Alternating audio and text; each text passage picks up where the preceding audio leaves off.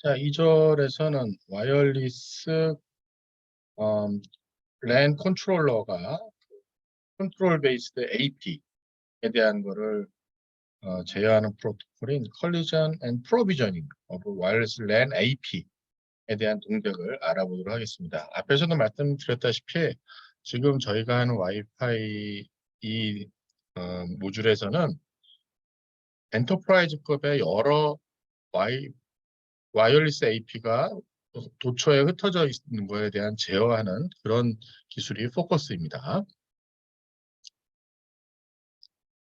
자, 그래서 여기 보면 약자가 캡웹인데 캡웹이 Control and Provisioning of Wireless Access Point예요. 캡. 그 다음에 미디어 액세스 컨트롤에 대한 기능은 스크립트하는 아키텍처를 요 캡웹을 보고 나서 스크립트 할 수밖에 없겠구나라는 거를 아실 수가 있습니다. 그 다음에 거기에 그 터널링에 쓰는 인크립션에 대한 거. 그다음에 와이어리스 랜 AP가 와이어리스 랜 컨트롤하고 그 와이드 에리아 네트워크 웬에 통해가지고 멀리 떨어져 있을 때 그거에 대한 플렉스 커넥트 AP에 대한 내용을 이 비디오에서 설명하고 있습니다. 자, 캡웹이라고 하는 것은 WLC 와이어리스 랜 컨트롤러가 멀티플 AP하고 와이어리스 랜을 매니지하는 그런 프로토콜 IEEE 표준 스탠다드입니다. 라이트웨이트 액세스 포인트 프로토콜을 근간으로 하고 있고요. 그 근간에 데이터그램 트랜스포트 레이어 시큐리티를 포함한 거예요. 그러니까 LWAPT 플러스 DLTS가 캡웹이라고 보셔도 될 것 같아요. 와이어리스 랜 클라이언트 트래픽을 AP 사이에서 그다음에 WLC 사이에서 이제 그 데이터를 주고받을 텐데 그때 쓰는 UDP 포트가 5246 그다음에 5247의 UDP 포트를 쓰고요. 그다음에 이 IPv4 V6에서 그 프로토콜 번호 17번 혹은 V6에서는 136번이라고 하는 프로토콜 그 넘버로 쓰이게 됩니다. 그래서 여기 보게 되면 그거죠. WLC에 대한 것을 사실 요 사이에는 이제 IP 주소가 이제 설정돼 있어가지고 그 IP 주소에 프로토콜 터널이 쓰는 거죠. 이게 DLTS 터널이고요. 데이터그램이니까 UDP예요. UDP에 대한 것을 IPv4, V6에 해당하는 포트 번호가 프로토콜 번호가 있고요. UDP 포트에 대한 건 5246, 5247을 쓴다.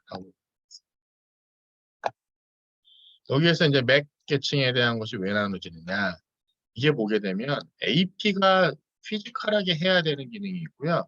약간 로지컬하게 어센티케이션 관련되는 것이 있어요. 보게 되면 순수하게 그냥 피지컬하게 들어가는 건 비콘 시그널에 대한 거, 그다음에 프로브 리퀘스트 리스판스에 대한 거, 그다음에 약간 그게 끝나고 나면 오센티케이션이라는 게 있어요.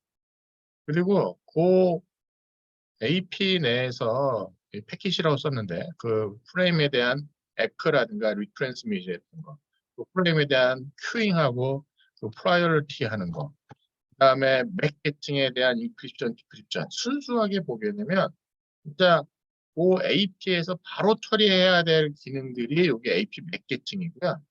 WLC 맥에 대한 걸 보게 되면 약간 그거보다는 논리적인 거예요.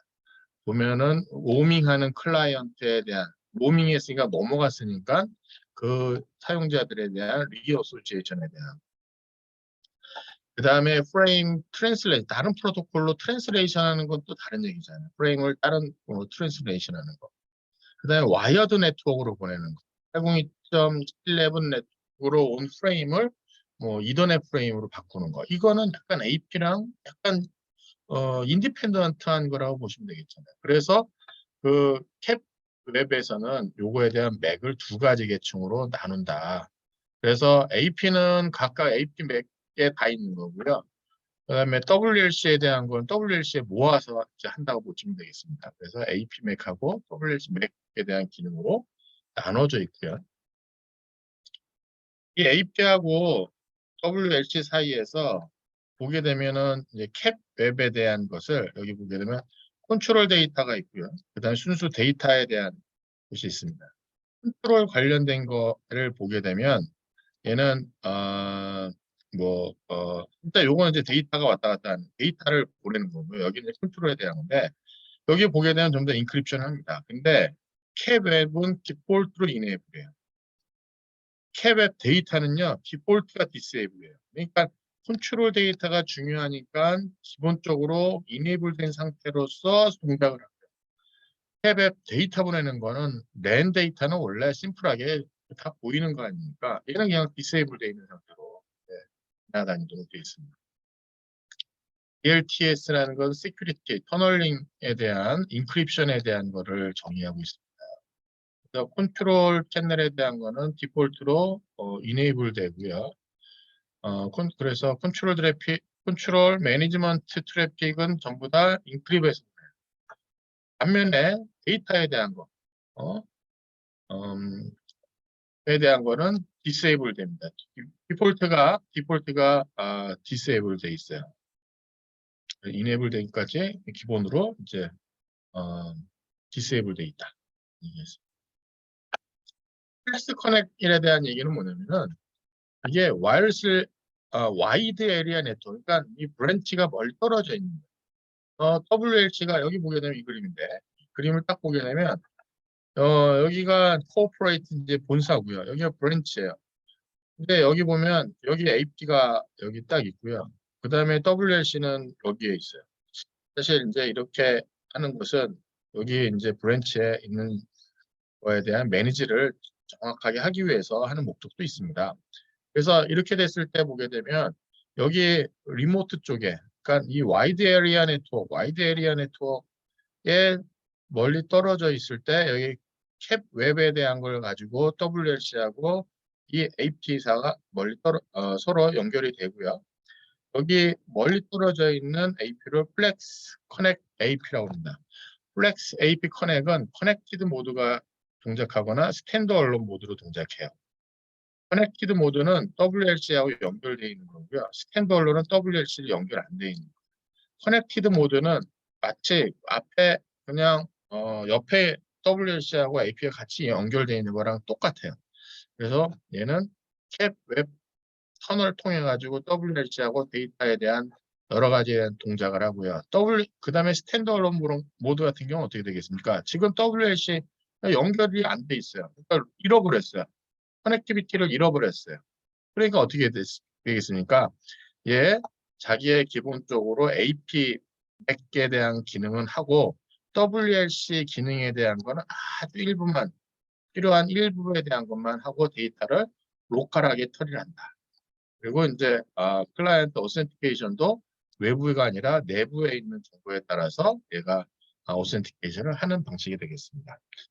자, 여기까지 이제 캡 웹에 대한 내용을 봤고요. 다음은 무선 채널, 와이어리스 채널에 대한 매니지먼트를 소개하도록 하겠습니다.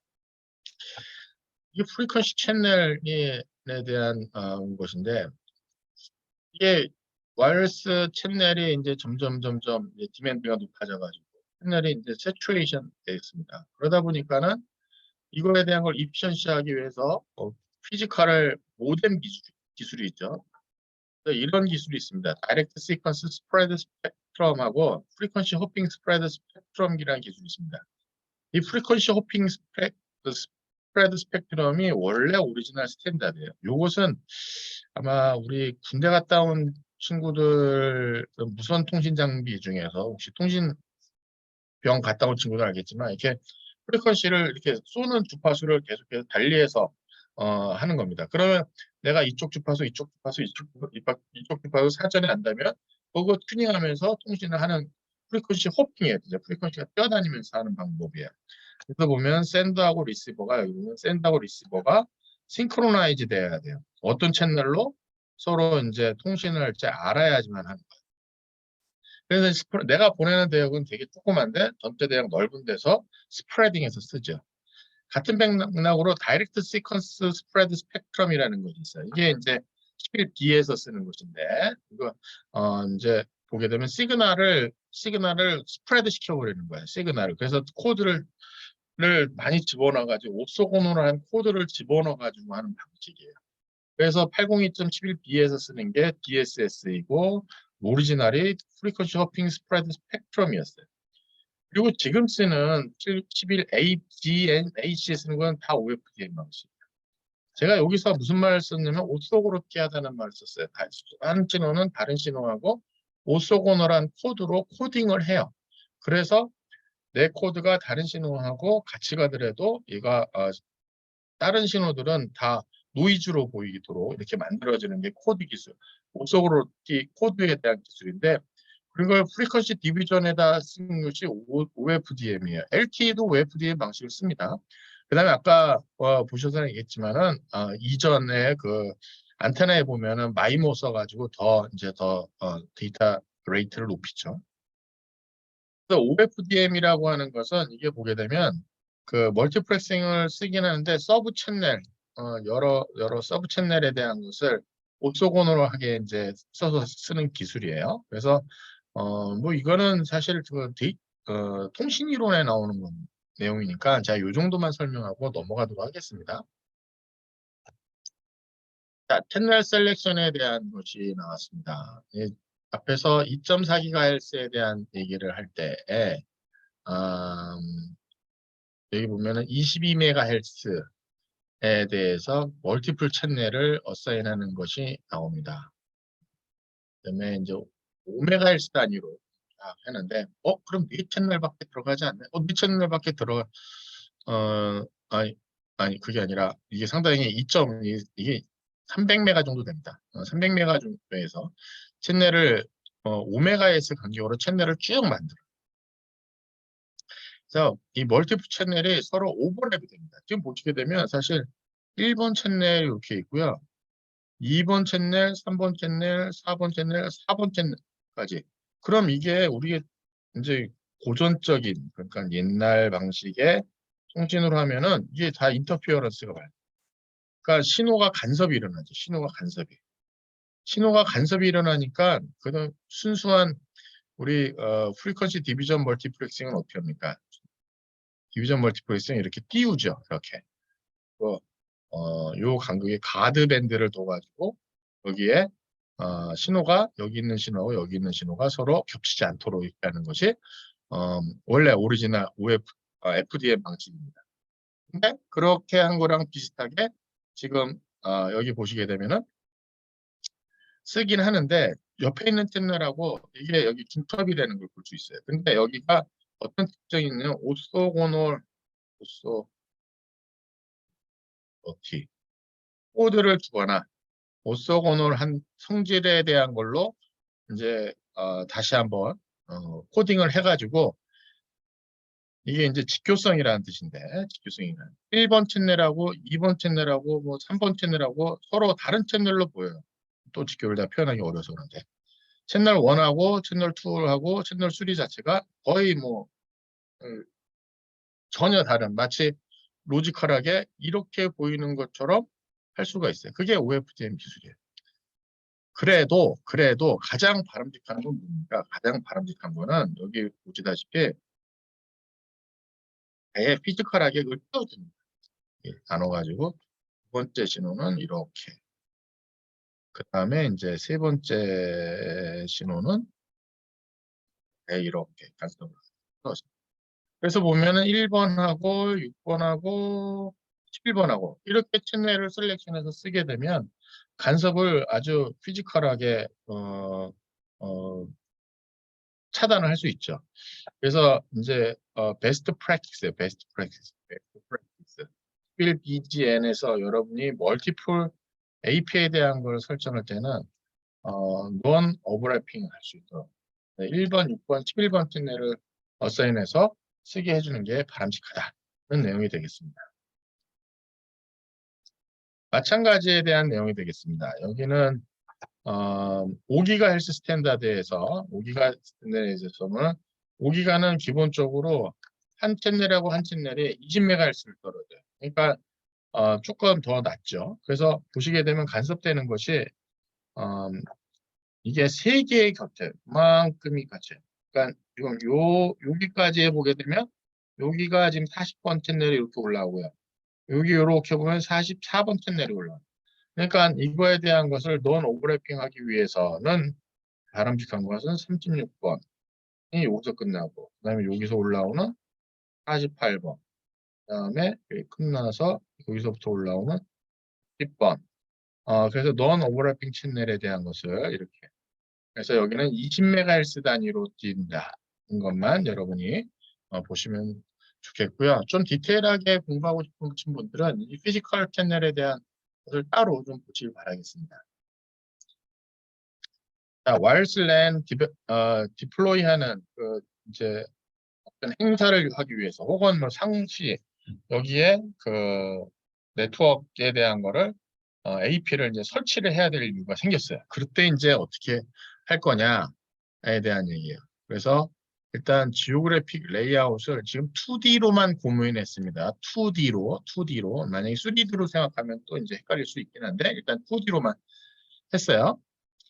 그 다음에 여기에 오는 바디 디바이스 여기에 얼마만큼의 많은 장치들이 이제 올지에 대한 거. 그 다음에 각 사용자들이 원하는 데이터 레이트가 어느 정도가 될지에 따라서 AP라든가 네트워크에 대한 많이 잘 지원해 줘야겠죠. 그 다음에 이렇게 AP만 잘 지원해 준 게 아니라 얘네들을 다 묶어가지고 나가는 이 유선 라인이 있을 거 아니에요.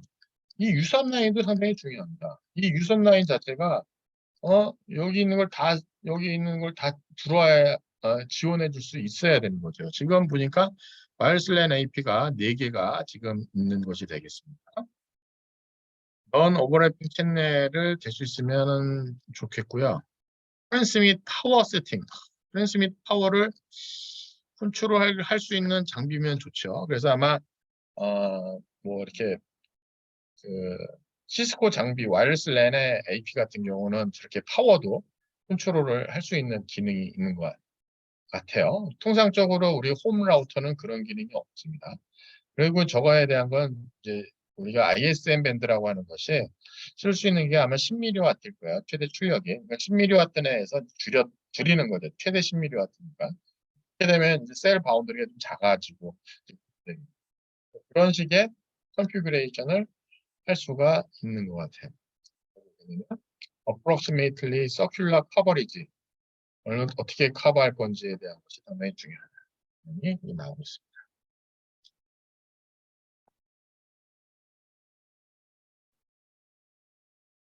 자, 이번 섹션에서는 와이어리스 랜의 위협 요소가 무엇인지에 대한 걸 알아보도록 하고요. 다음 섹션에서는 와이어리스 랜 시큐리티에 대해서 알아보도록 하겠습니다.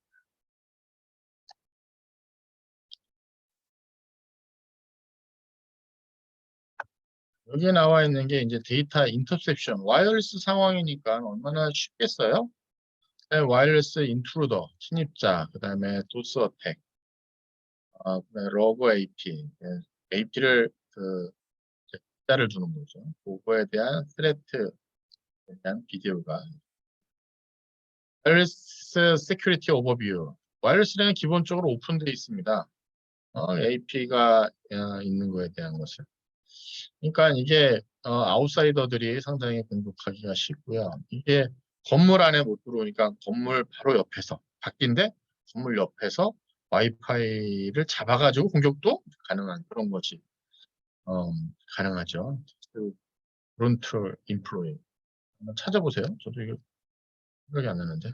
그다음에 이분 intentionally 고의적인 인플로이가 이제 어택을 이제 하게 될 겁니다. 바이러스 네트워크는 이런 공격에 이제 취약하다고 나왔습니다. 도스 어택 이게 뭐 도스 어택은 하나의 장치가 계속해서 공격하는 거야. 그러니까 만약 어느 장치가 뭐 세팅이 잘못됐어. 그래서 얘가 AP를 계속해서 뭔가 프로빙을 계속해서 해. 그럴 수도 있죠. 내가 잘못한 게 아니라 컨피그레이션을 잘못해가지고 지속적으로 이제 공격을 하는 거죠.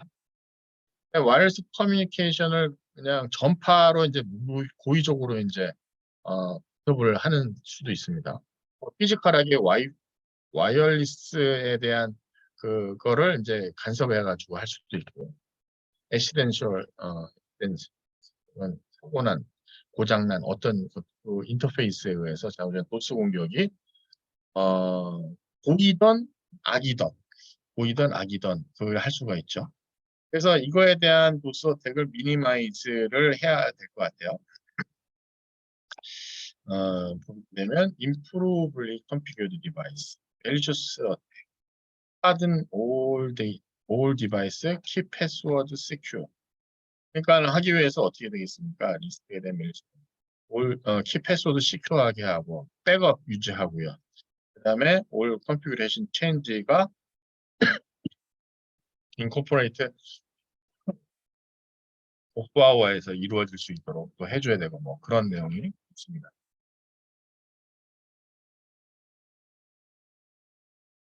로그 AP, AP이긴 한데 이게 어떤 권한을 갖고 있는 사람이 한 게 아니고 아주 가짜를 하나 하는 겁니다. 그러니까 여기에 이제 커넥이 되게 되면 여기 커넥이 되면 내가 보내는 거 데이터를 얘가 전부 다 캡처를 할 수 있을 것 같아요. 그러니까 맥 어드레스 캡처뿐만 아니라 여기 보면 맥 어드레스도 캡처하고 있고요. 그다음에 데이터도 캡처하고 있고요. 그런데 네트워크 리소스에 대한 걸 얘가 빼갈 수도 있을 것 같아요. 나인 것처럼 중간에 맨인더 미들 어택을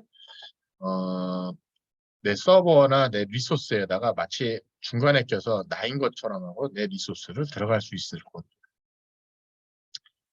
그다음에 퍼스널 네트워크 핫스팟 에리어, 네트워크 핫스팟을 이제 로그 AP로 또 할 수가 있네요.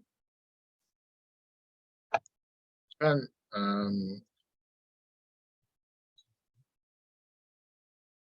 표 네트워크 액세스 할 수 있는 사용자가 오소라이즈 윈도우 호스트. 윈도우가 원래 클라이언트잖아요. 윈도우가 이제 네트워크 액세스 클라이언트인데 마치 자기가 와이파이 AP인 것처럼 다른 단말들한테 흘려주는 것도 할 수 있고. 이거를 방지하기 위해서 WLC라고 하는 것이 그래서 필요하다는 WLC가 이런 것들을 전부 다 못하도록 하고 그런 거를 이제 모니터링 할 수 있도록 unauthorized API에 대한 것도 모니터링 할 수 있도록 WLC를 쓰는 게 좋다. 오가니제이션 큰 데는 써라. 그 얘기입니다. 그다음에 Man in the Middle 어때요? 앞에서 말씀드렸습니다. 해커가 나하고 to legitimate entity, 그러니까 나하고 어떤 서버 사이에 제가 중간에 포지셔닝해서 내가 마치 보낸 것을 다른 쪽에서 직접 받는 것처럼 얘가 중간에 속이는 거죠. 그래서 이거에 대한 AP 하는 이런 어택에 대한 것을 이불 트윈 AP 어택이라고 합니다. 그거는 왜냐면 로그 AP가 하나가 있고요. 이 로그 AP 통해 가지고 진짜 AP한테 same SSI라고 same AP인 것처럼 해서 보내줍니다. 그래서 거기서 받아가지고 얘가 다른 정상적인 AP 통해서 서비스를 하는 거죠. 받는 거죠. 서비스를 이용하는 거죠. 중간에. 그게 맨 인 더 미들이에요. 그렇게 하기 위해서는 그 디바이스가 적절한지를 반드시 확인을 해야 될 것 같고요. 그리고 결국은 이 기능에 대한 하는 것을 이제 뭐 WLC가 한다는 얘기네요. 같은 얘기는. 시큐어한 와이어리스 랜은 뭐 어떻게 통할래? 이 클로킹이라는 것도 기만을 하는 건데 이 기만은 조금 종류가 달라요. 이거는 어, 지금 그 시큐어한 관점에서 클로킹 하는 거예요. SSID에 대한 클로킹, 맥 어드레스 필터링 하는 거. 그 다음에 오센티케이션 하는 게 있습니다. 쉐어드 키 오센티케이션에서 오픈 오센티케이션 있고 쉐어드 키 오센티케이션에 대한 내용을 요 시큐어 와이어리스 랜 비디오에서 소개하고 있습니다. 지금 여기 12장은 와이파이 컨셉에서 이 비디오에 대한 것이 비교적 잘 만들어져 있습니다. 그것만 쭉 보셔도 제가 보기엔 괜찮을 것 같아요. 자, 지금 이제 보완하는 측면이에요. 클로킹하는 게 뭐냐면은 SSI 비콘에 대한 것을 안 보내는 겁니다. 와이어리스 클라이언트는 그러면은 그 값을 알아서 커넥을 해줘야 돼요. 그럼 프로빙을 먼저 얘가 액티브하게 실행을 먼저 해줘야 됩니다. 그래서 SSID 클로킹이라고 하는 것 자체는 AP가 SSD 비콘 프레임을 안 보내는 겁니다. 이게 그러면은 이 SSID 값에 대한 것도 이거는 그거네. 클로킹에 대한 거는 아예 디세이블 시키면은 그냥 매뉴얼리 컨피규레이션 하고 난 다음에 그냥 프로빙에서 연결이 되는 그런 방식이에요. 그다음에 맥 어드레스 필터링에 대한 걸 보게 되면 매뉴얼리 퍼밋 디나이에 대한 클라이언트에 대한 맥 어드레스를 다 설정해 놓는 거예요. 그러면 어떻게 되겠습니까? 다 연결해서 들어오더라도 커밋된 디바이스들만 데이터를 주고받을 수 있을 거예요. 그래서 여기 보게 되면 두 개의 맥 어드레스만 돼 있어서 이 주소가 다른 것들은 이 2.4기가 와이어리스 랜에 조인을 할 수가 없다. 대한 그 의미 있나 봐요. 보시기 바라겠습니다. 여기 이제 오센티케이션에 대한 메소드가 있는 거죠. 대개 이제 패스워드를 거는 것이 이거죠. 802.11에 그 투 타입 어센티케이션이 나옵니다. 하나는 오픈 시스템 어센티케이션, 하나는 쉐어드 키 어센티케이션. 오픈 시스템에 대한 건 패스워드를 쓰지 않아서 일반적으로 오픈된 공간에서 쓰는 것이고요. 그러면은 클라이언트가 자기가 알아서 잘 해야 돼요. 이 오픈된 환경에서는 여기서 어떤 일이 있을지 몰라요. 퍼블릭 도메인에서. 그래서 앞에서도 여러 번 말씀드렸는데 이제 VPN 설정을 해가지고 클라이언트가 여기 들어갈 때는 VPN 게이트웨이, VPN 서버에 접속한 다음에 쓰는 것이 바람직하다. 그 다음에 저희에 보게 되면 그 밑에 쉐어드 키 방법은 WEP, WPA, WPA2, WPA3에 대한 것이 있고요. 여기 프리-쉐어드 합니다. 먼저 그 키값에 대한 패스워드를 쉐어를 해야 돼요. 제일 많이 쓰는 것은 이제 지금은 WPA2 버전 2를 제일 많이 쓰고 있습니다. 제일 먼저 나온 게 801.11 RC4 알고리즘이 있어요. RC4 인크립션 알고리즘이라는 건데 이게 와이어드 이퀴밸런트 프라이버시의 약자입니다. 저도 까먹었어요. WEP라는 건데 이건 사실 지금 사용하지는 않습니다. 그다음에 이거는요 몇 가지 이제 엔드 워링 하면은요 그 값을 알아요. 여기 인크립션 됐다고 하는데 너무 간단해요. 그래서 와이파이 얼라이언스 스탠다드가 어, 어, 이제 좀 문제가 있다. 그래서 새로운 RC4 알고리즘이 아니라 TKIP 인크립션 알고리즘에 대한 거를 발표하고 그거에 대한 것을 이제 와이파이 프로텍티드 액세스 WPA라고 부릅니다. 그 다음에 이제 AES 어드밴스드 인크립션 알고리즘 써가지고 현재 쓰고 있고요. 가장 인크립션에서 현재는 강력하다라고 생각하고 있습니다. WPA 버전 3는 넥스트 제너레이션 와이파이 시큐리티가 있고요. 아직 이거를 많이 쓰는 것 같진 않아요. 그래서 이거를 쓸 때는 프로텍티드 매니지먼트 프레임 쓰는 거를 요구를 하고 있습니다. 그래서 여러분이 이제 많이 쓰는 게 TKIP라는 거하고 AES라는 거를 많이 아마 지만 스몰 홈 라우터나 와이파이 AP 집에서 쓰는 거 많이 쓰셨을 거예요. 근데 이 WPA2 버전에서는 두 가지가 있어요. WPA2 버전에서 퍼스널이 있고요. 엔터프라이즈가 있어요. AES라고 썼는데 여기는 PSK라고 하는 퍼스널에게는 프리쉐어드 키 값을 가지고 나서 쓰는 것이 일반적입니다. 여러분이 아마 집에서 간단히 쓰는 게 이렇게 쓰는 거고 여기는 뭐 어떤 어센티케이션 서버를 필요하지는 않은데 자 엔터프라이즈급에서 우리 한번 공부했었죠. 어디 트리플레이 서버를 어디서 했었는데 기억이 안 나는데 아마 앞에 여러분 찾아보시기 바라겠습니다. 레이더스에 대한 거. 그다음에 레이더스 하면서 어센티케이션은 802.1x에 대한 얘기를 했어요. 그래서 이런 것들은 EAP라고 하는 프로토콜을 씁니다. 여기 보면은 리더스 오센티케이션 서버에 대한 것은 하거나 그 다음에 이제 랜상에서 조그맣게 그쪽에서 ID 패스워드를 물어볼 때는 EAP라는 프로토콜로 오센티케이션 프로토콜인데 익스텐서블이에요. 익스텐서블. 조금 더 맞아요. 여기 그림 보시게 되면 홈 라우터에서도 여기 설정하는 것들이 있습니다. 여기 보면 WPA 퍼스널, WPA 엔터프라이즈가 있고요. WPA2 퍼스널 있고요. WP2 엔터프라이즈가 있습니다. 그러니까 엔터프라이즈 할 때는 트리플 A 서브라든가 802.1x, 레이더스, EAP를 써가지고 외부에 서버가 있는 거고요. 퍼스널은 그냥 여기하고 단말하고 둘 사이에서 로컬하게 쓰는 거라고 보시면 되겠습니다. 자, 쓰는 프로토콜의 TKIP 앞에서 설명을 했었는데 TKIP에 대한 것이 뭐 특별한 건 없네요. WP에서 WPA에서 사용한다는 거. 그다음에 AES에 대한 거, AES에 대한 건 WPA2에서 쓰고요. 제가 쓰는 게 카운터 사이퍼 모드 블록 체인지 메시지 오센티케이션 코드 프로토콜이라고 하는 프로토콜을 사용하고 있다.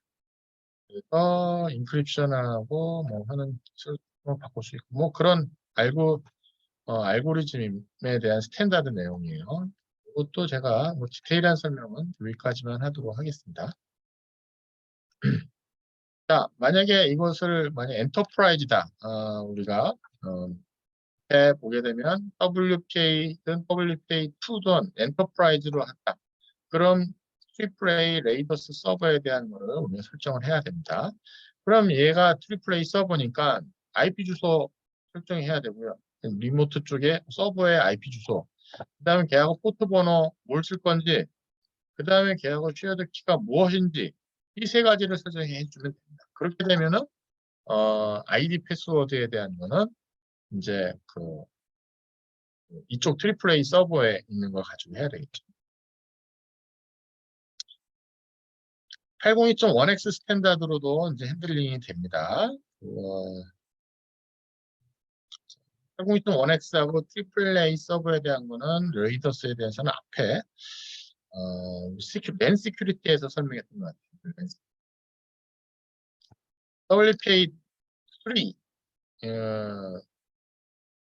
근데 WPA2도 이제 더 이상 시큐어하다고 않다고 생각하니까 이게 더 하나 추가가 되겠네요. WPA3는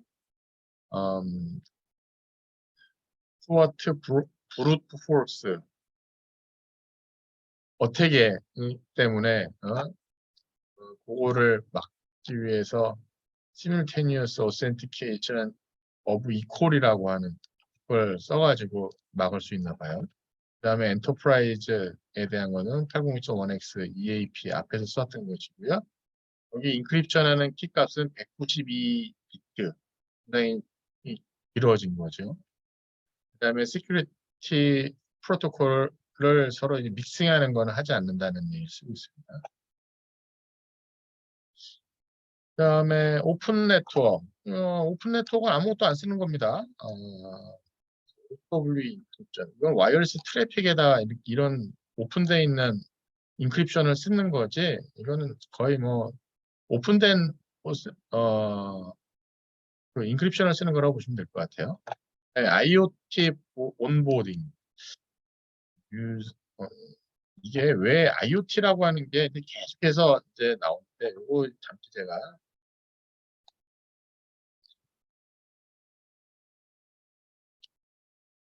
우리가 5G 서비스 유스 케이스 대표적인 거를 들려면 이 오토노머스 비클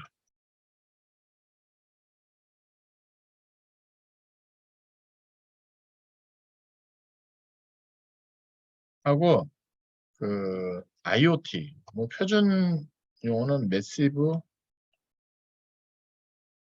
타입 커뮤니케이션이에요. 같은 단어예요. MT라고 해요. M. 이거를 5G에서 되게 대표적인 서비스라고 그래요. 근데 이 오토노머스 비클도 어떻게 좀 큰 IoT입니다. 실시간적으로 리얼타임적으로 처리해야 되는 좀 라직 사이즈? 다우지는 이것도 IoT라고 볼 수가 있는. 결국 5G망의 대표 서비스는 IoT예요. IoT. 그러니까 IoT에서 발생되는 트래픽이 상당히 많을 거고요. 이 IoT 장치들을 클라우드 상황으로 집어넣고요. 이거에 대한 것이 전부 다 빅데이터가 되고, 그 다음에 여기에 보면은 빅데이터 어널리시스를 하기 위해서 데이터 사이언스에 대한 거를 저희가 또 이제 많이 나옵니다. 물론 여기에 이제 AI 기법이라든가 뭐 딥러닝이라든가 이런 게 다 여기에 들어오는 거죠. 자, 이런 것들이 이제 이렇게 방향이 이런데, 이런 것들이 만약에 시큐리티에 대한 것이 시큐리티 문제가 있다. 그럼 얘네들 때문에 우리 네트워크 코어 네트워크가 흔들릴 수가 있습니다. 이게 상당히 큰 문제예요. 만약에 그렇게 되면 진짜 큰 문제예요. 이거죠. 코어 네트워크가 흔들리면. 그렇기 때문에 IoT 시큐리티가 정말 중요해요. 정말 중요해요. 그래서 그 WPA 수리에 대한 거 하면서 여기 IoT도 같은 맥락으로 그게 소개된 걸로 이해하시면 되겠고요. 디바이스 프로비저닝 프로토콜이라는 걸로 IoT 디바이스를 찾을 수 있다. 근데 이거는 아마 저도 이건 좀 모르겠는데 아마 이거에 기본적으로 WPA3가 같이 들어가는 것 같아요. 그렇기 때문에 여기서 그 내용에 대한 중요성이라든가 저거를 설명하면서 같이 설명한 게 아닌가 그런 생각이 듭니다. 자, 지금까지 저희가 와이어리스 랜 컨셉을 좀 봤고요. 여기서 소개되는 내용들이 정말 다양하게 많습니다. 많이 쓰는 인터넷하기가 오니까 스탠다드는 IPR, IEEE, 와이파이 어플라이언스, 캡웹이라고 하는 IEEE 스탠다드, LTS라는 것이 AP하고 WLC 사이에 지나다니고 이 캡웹하고 DTLS, 그러니까 라이트웨이트 AP 프로토콜이 있었죠. 그거하고 DTLS를 합쳐서 캡웹이 된다고 했어요. 그다음에 뭐 이런 그 와이파이에 대한 모듈레이션 기술, 그다음에 802.11 BGN 와이어리스 네트워크 스레트에 대한 데이터 인터셉트 와이어리스 인트루더 러브 AP 얘를 보호하기 위해서 SP를 풀었고 어드레스 필터링에 대한 오센티케이션에 대한 어떤 기술을 어떻게 쓰는지에 대한 내용을 소개를 했습니다. 자, 지금까지 이 내용을 아셔야지 그 다음에 모듈 13의 와이어리스 랜 컨피규레이션을 여러분이 편하게 하실 수 있습니다. 조금 내용이 좀 많습니다. 와이파이가 그 CCNA가 업그레이드가 되면서 와이어리스 파트가 많이 들어왔어요. 그러니까는 그만큼 중요하다고 보는 거죠. 자, 여기까지 모듈 12 와이어리스 랜 컨피규레이션, 와이어리스 랜 컨셉에 대해서 모두 마치도록 하겠습니다.